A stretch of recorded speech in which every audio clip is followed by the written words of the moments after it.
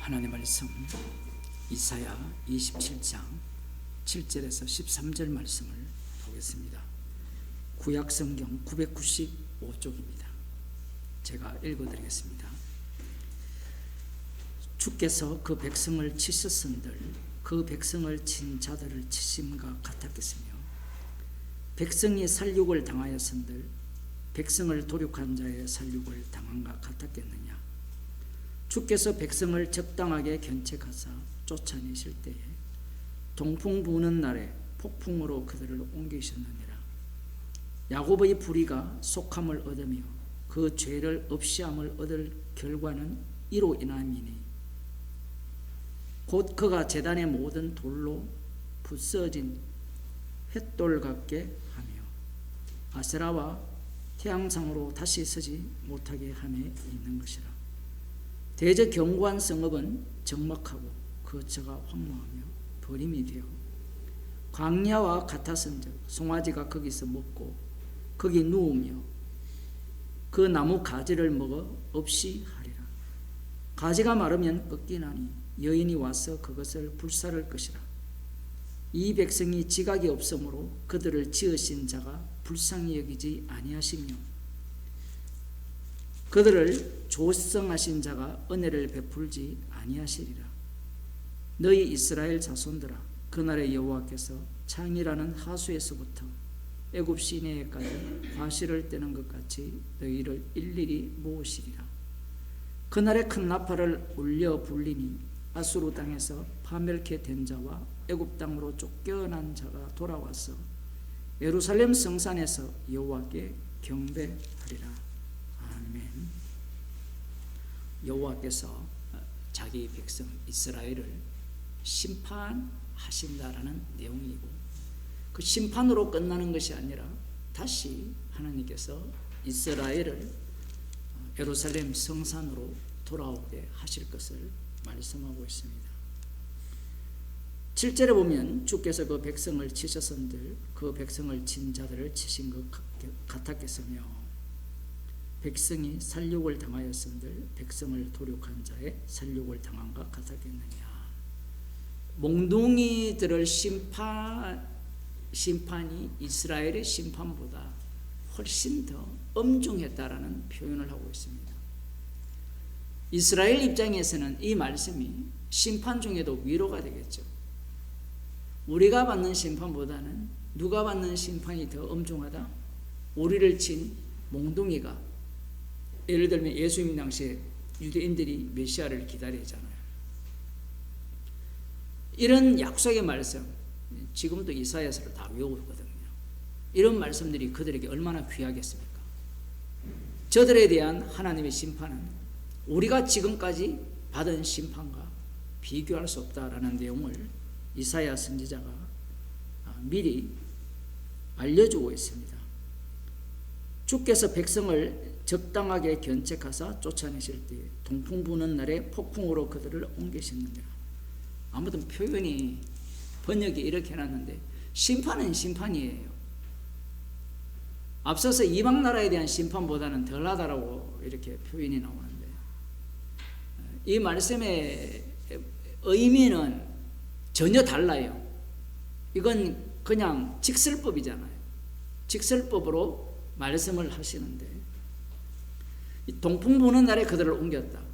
바빌론에 의해서 멸망을 당할 때 예루살렘이 어떻게 됩니까? 성전도 불타버리고 성전의 귀한 거룩한 기구들도 다 빼앗기고 예루살렘 성벽이 다 무너지고 그곳에 있는 모든 귀인들의 집들도 다 불타버리죠. 이것보다 더 심한 심판이 어디 있습니까?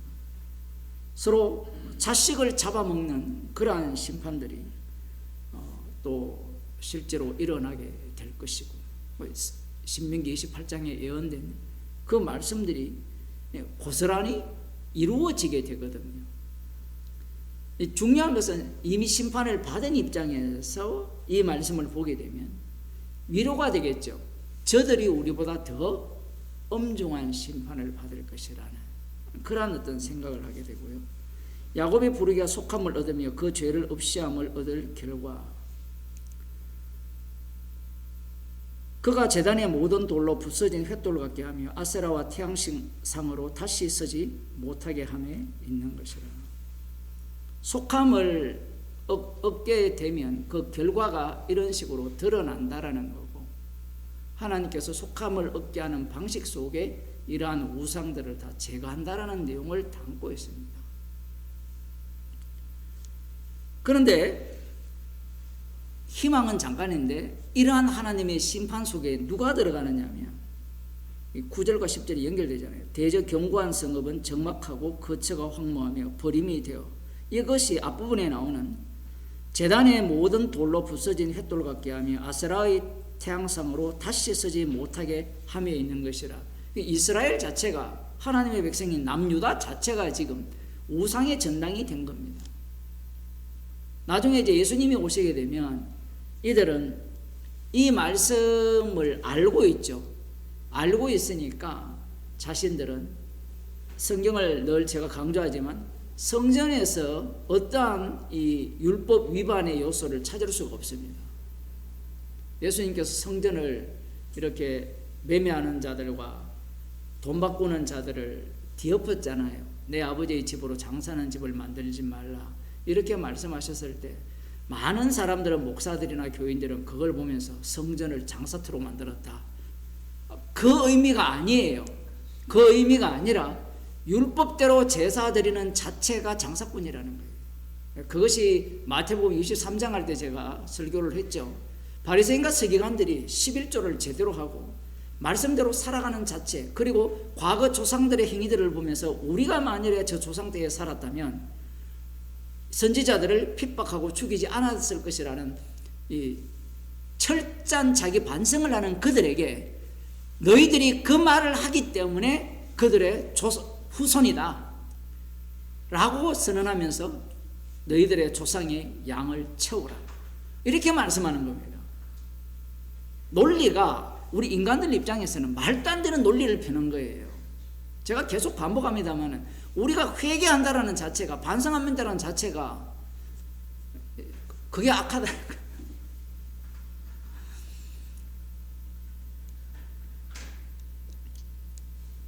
하나님께서 이스라엘을 이렇게 철저하게 심판을 한다는 겁니다. 가지가 마르면 11절에 꺾이거나니 여인이 와서 그것을 불사를 것이라. 이 백성이 지각이 없으므로 그들을 지으신 자가 불쌍히 여기지 아니하시며, 이런 용어들, 지각이 없기 때문에 이들이 우상을 섬겼고 결국 하나님께서 불쌍히 여기시는 그 불쌍히 여김에 들어가지 못하였다. 그리고 그들을 조성하신 자가 은혜를 베풀지 아니하시리라, 이렇게 되어 있거든요. 그 불쌍히 여기는 조건이 지각이 있어야 됩니까? 논리가 지각이 없기 때문에 불쌍히 여기지 아니하시며 그들을 조성하신 자가 은혜를 베풀지 않았다고 하잖아요. 그럼 이걸 말씀대로 읽으면 지각이 있으면 불쌍히 여깁니까? 이건 앞뒤가 이 성경과 복음과 안 맞아요. 아브라함이 뭐 지각이 있어서 부르심을 받았습니까? 야곱이 지각이 있어서 불쌍히 여김을 받았습니까? 그게 아니잖아요. 하나님께서는 주신 율법을 갖고 그들의 죄를 지적하면서, 그 죄를 지적하면 인간들은 그 지적하는 것을 듣고 그걸 바꾸어서 예수님을 죽여버립니다. 말씀의 깊이가 이 정도로 깊어요.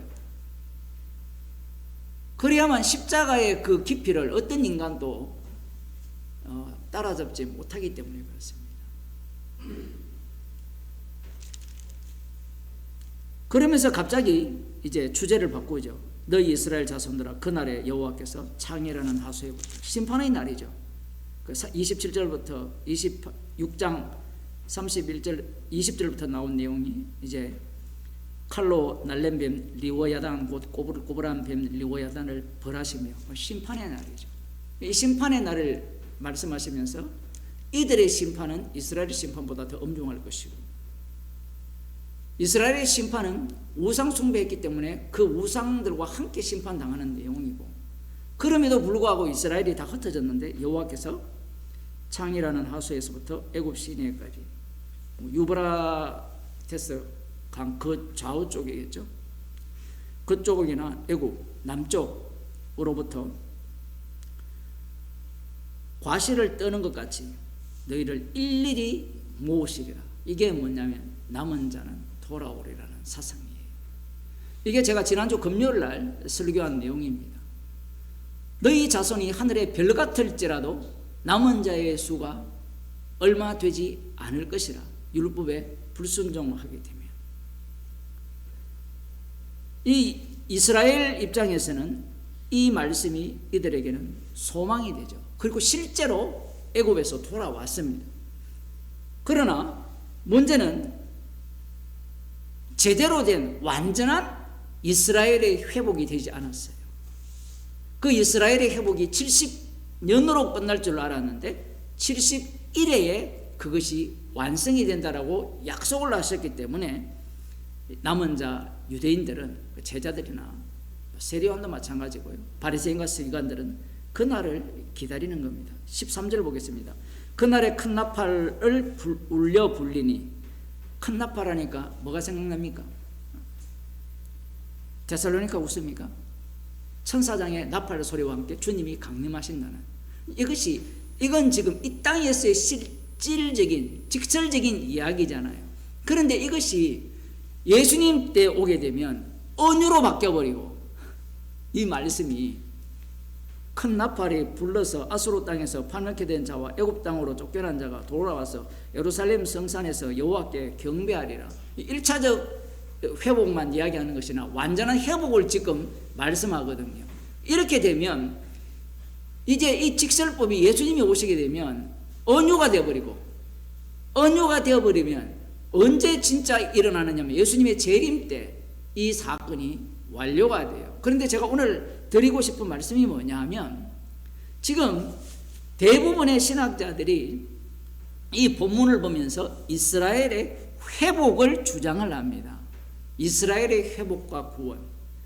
심판은 이방 나라보다는 덜한 심판을 받지만 결국은 이스라엘을 회복할 것이라는 약속의 말씀이다라고 이야기를 해요. 여기까지는 대부분의 신학자들이 공통점을 갖고 있습니다. 칼빈도 그렇고 웬만한 사람들은 다 이러한 어떤 사상을 갖고 있는데, 이러한 해석이 옳아요. 옳은데 문제가 뭐냐면 그러한 해석은 누구도 해죠? 유대인들도 한다는 겁니다. 로마서 11장에서 온 이스라엘이 구원을 받으려 했을 때 이 온 이스라엘을 어떻게 해석합니까? 이방인 플러스 혈통적 이스라엘, 이렇게 해석을 하잖아요. 성경은 내게 대해서 전한다 했거든요. 예수님에 대해서. 예수님이 참 이스라엘이에요. 예수님이 참 이스라엘이면 예수 그리스도의 몸의 지체가 참 이스라엘이잖아요. 그것을 증거하기 위한 이방인과 혈통적 이스라엘을 언급한 거고, 지금 여기에서도 마찬가지죠. 만일에 이 말씀대로 이스라엘을 회복한다가 되면 어디에 회복해야 되죠? 시온산에 회복을 해야 되는 겁니다. 그런데 시온산은 어디에 속해버리죠? 나중에 예루살렘은 하늘에 있어요. 하늘로 떠버린다고요. 많은 사람들이 이스라엘의 회복을 자꾸 주장하고자 하는 이유가 뭐냐면 창조 세계의 회복을 꿈꾸기 때문에 그래요. 무슨 얘기냐면 예수님의 십자가의 피로 세워진 하나님 나라를 가기를 원치 않는다는 얘기입니다.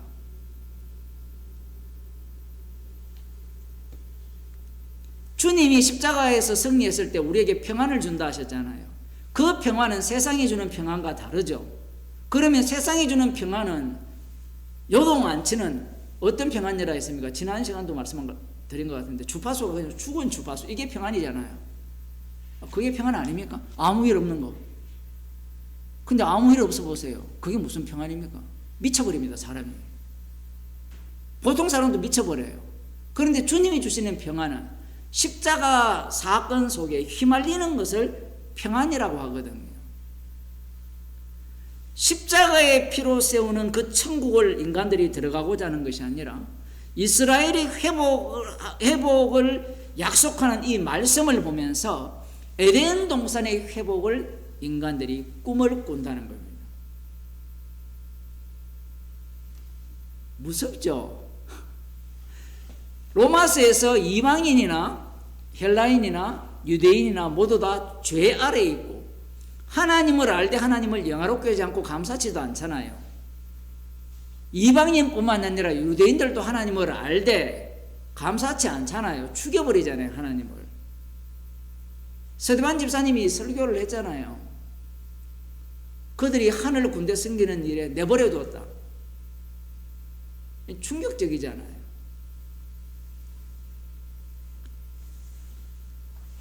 약속을 기다리는 그들이 이방인들과 똑같이 결국은 에덴 동산의 회복을 기다리는 겁니다. 그게 이스라엘이 기다리는 메시아 왕국이에요. 이것을 기다리는 자들이 예수님을 살해합니다. 살해당하는 그 자리에 하나님 나라가 세워져요. 그게 십자가 안에 세워지는 하나님 나라입니다. 아니 목사님, 이 말씀대로 믿어야 되지 않습니까? 제 금요일도 그런 얘기했지만 제 댓글에 그런 걸 달았잖아요. 혹시 보셨어요? 댓글 안 보시죠? 유튜브에 보면 저만 보입니까 그게? 보셨죠? 그런 거 꼭 읽어보세요. 저한테 한 수 가르쳤거든요. 잘 알겠는데 성경대로 말씀대로 새 언약대로 예레미야 선지자가 예언한 것대로 이스라엘도 구원받고 언약이 완성되면 이방이 또 구원되는 것을 믿으셔야 합니다. 유대인들이 그거 다 믿었다는 걸 상상도 못해요. 근데 유대인들이 믿는 이방인들은 똘만이거든요. 그런데 지금 로마서에서 보게 되면 마태복음도 마찬가지죠. 예수님이 뭐랍니까? 이스라엘의 잃어버린 자에게 가라 했죠. 이 말이 심오합니다. 이스라엘의 잃어버린 자에게 가라 이렇게 되면 잃어버림 당한 자에서 찾은 바 된 자가 이스라엘이 돼요. 아유 말이 어려워. 이스라엘의 잃어버린 자에게 가라 하면 이스라엘에서 잃어버린 자를 구원할 거 아니에요. 그럼 이스라엘에 안 잃어버린 자도 있을 거 아니에요. 사람들은 그 생각을 하는 거예요. 논리가. 근데 복음이라는 것은 십자가의 완료성이 확정되는 자리인데 그 복음이 전파되는 자리에서 이 복음을 믿는 자들, 회개하고 돌아오는 자들이 이스라엘의 잃어버린 자가 돼요. 왜 이스라엘이 잃어버린 자가 됩니까? 라고 물으신다면 오늘 로마 설교 들어보세요. 이스라엘을 왜 만들었습니까? 그 내용을 다 알아야 돼요. 아니면 어떻게 생각하냐면 나 그냥 구원받았어, 나 천국 가, 이 얘기만 하는 거예요. 지금 많은 사람들이 이 본문을 갖고 이스라엘의 회복을 주장하는 노림수가 있다라는 겁니다. 뭘 포기 못하느냐면 인간 구원을 포기 못하고요, 인간이 잃어버린 그 에덴 동산을 포기 못하기 때문에 이 본문을 문자대로 해석을 하는 겁니다. 그런데 성경은 예수 그리스도에 대해서 증거하죠. 십자가를 증거하는 말씀이 되는 겁니다. 그렇게 된다면 이 말씀대로 믿자고 하는 자들에서 살해당한 분이 그 살해당한 그 자리에 천국을 만들어냅니다. 이렇게 되면 예루살렘이라는 것은 새로운 예수 그리스도의 피로 사신 자들이 되어버립니다. 이 땅이 뭘로 바뀌어버려요? 성도들의 몸으로 바뀌어버리는 겁니다. 기도하겠습니다. 하나님 아버지, 철저하게 이스라엘은 그림자이기에 그림자를 붙드는 자들은 사라져야 될 에덴 동산을 탐하고 소망한다는 사실을 알았습니다. 잃어버린 천국, 그것을 소망하기에 아들의 피로 주시는 천국을 거부하는 그러한 십자가 사건이 일어났음을 말씀을 통하여 들려주심을 감사드립니다. 저희들에게 그리스도 안에 거하게 하시고 십자가로 만드신 천국 백성으로서 십자가의 증인으로 살아가게 하심을 감사하는 주의 백성이 되게 하옵소서. 예수님 이름으로 기도드리옵나이다. 아멘. 하늘에 계신 우리 아버지여, 이름이 거룩히 받아주옵소서. 나라의 명하시고 뜻이 하늘에서 이루어지는 같이 땅에서 이루어지이다. 오늘날 우리에게 영을 향하여 주옵시고 우리가 우리에게 죄를 사하여 주옵소서. 우리 죄를 사하여 주옵시고 우리를 시험에